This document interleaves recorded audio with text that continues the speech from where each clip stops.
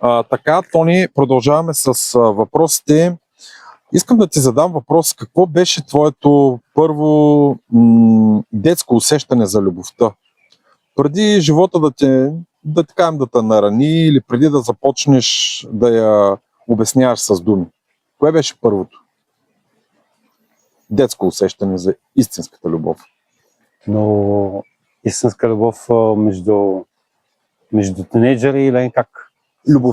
Любовта. Като цяло. Любовта като цяло, любовта, която ти за първи път ще преживял в живота си. Не е лесен въпрос. Аз и не искам да задавам лесни въпроси, между другото.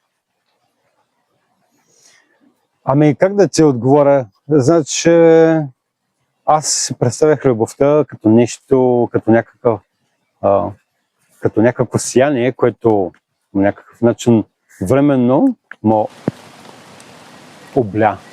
В него момент, воден от желанията да бъда с момичето, което харесвах, което иска да бъде с нея завинаги, заедно, но всъщност тази любов беше плод на моето въображение, а не беше любовта, която всъщност е това, което хората изпитват.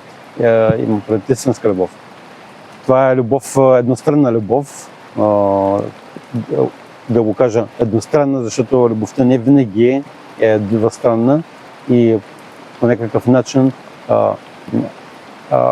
нещата между